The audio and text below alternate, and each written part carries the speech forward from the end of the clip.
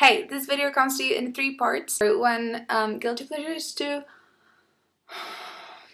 Pride and Prejudice, and 4, and 3, I'm going to talk about my exams. So when I was in junior high, I used to listen to a lot of heavy music, and I was in all that subculture of people who were only listening to heavy metal, gothic metal, thrash metal, death metal, black metal, sometimes rock and grunge.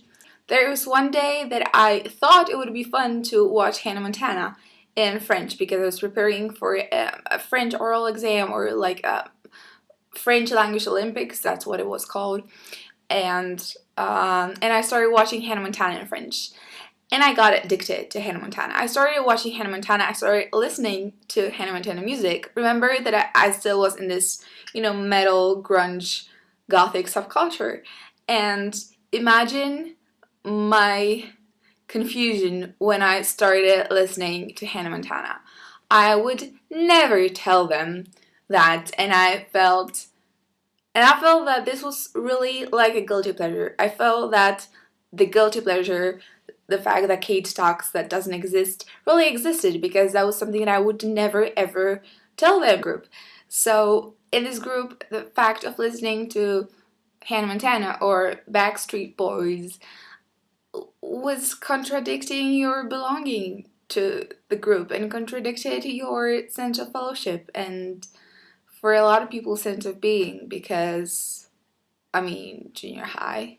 And I went to high school and I started hanging out with other people when we were introducing ourselves, and I always made jokes about how I'm the biggest fan of Hannah Montana in the world, but kind of by means of making a joke out of it. So everybody knew that I was a fan of Hannah Montana, but nobody really knew that I was for real. So people would ask me, okay, but are you really a fan of Hannah Montana? I would go, of course, why would you even doubt it? So you wouldn't really know.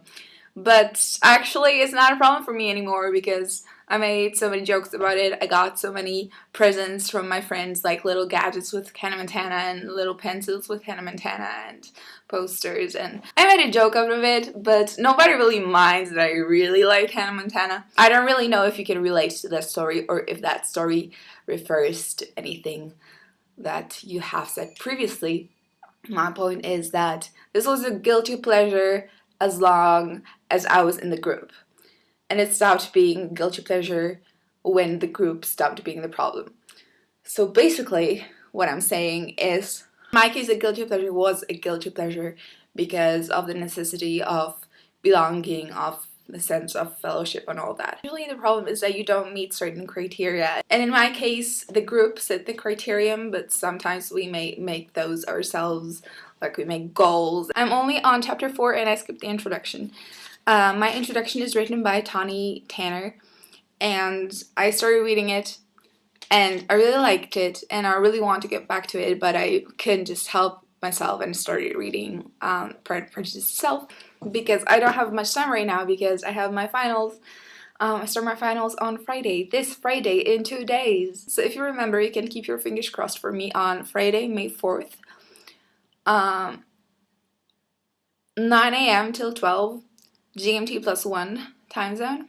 If you don't, that's okay. I think I'm gonna get through this.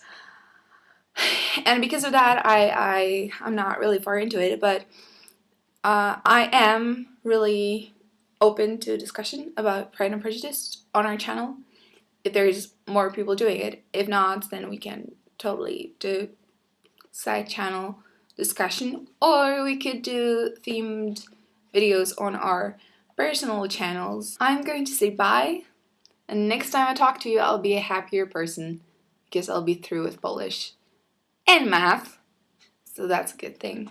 Bye.